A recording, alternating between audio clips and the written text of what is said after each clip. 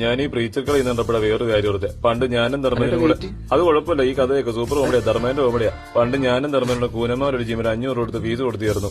അവിടെ ചെന്നപ്പോ അവരുടെ അടുത്ത് ചോദിച്ചു നിങ്ങൾ എന്തിനാ വന്നത്, കാരണം എനിക്കല്ല ബോഡിയുണ്ട്, ധർമ്മേന്റെ ബോഡിയില്ല. കുഴപ്പമില്ല, ഈ കഥയൊക്കെ സൂപ്പർ കോമഡിയാ. ടയർഡായി.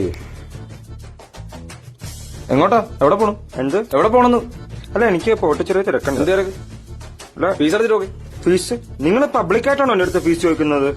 പബ്ലിക്കായിട്ട് ഫീസ് അടക്കാൻ മേലെ 5 മാസമല്ലേ ഫീസ് വരാൻ തുടങ്ങിയിട്ട് ആയിട്ടുള്ളൂ ഇവിടെ എന്ന് പറഞ്ഞ് എനിക്ക് സൗകര്യമില്ല ഫീസ് നിങ്ങൾ കൈവിട്ട് ഓണറിനടുത്ത് നിങ്ങൾ സംസാരിച്ച് പോകണ്ട.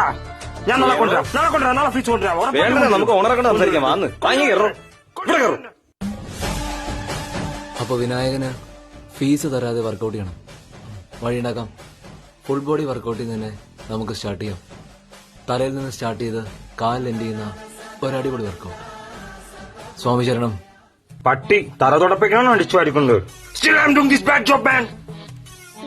ഭയങ്കര വിറ്റായിരുന്നു. ഞങ്ങൾ എന്നിട്ട് അവിടുന്ന് പറ്റില്ല ഏട്ടാ. എടാ കുറച്ചു നേരം ഉള്ളു, നീ ഇത് കേക്ക്. ഞാനും വിഷ്ണു അതുപോലെ വേറെ കഥയുണ്ടായി. നമ്മുടെ വിഷ്ണുവിനെ കുറിച്ച് ഞാനും കൂടെ ജിമ്മടക്കറ വീട്ടിൽ പോടാ. അടക്കേറയോ? എന്നാ പിന്നെ ബാക്കി നാളെ പറയാം. ആശാനോട് ഞാൻ ഒരു കഥയുടെ കാര്യം പറയാം. ഞാനും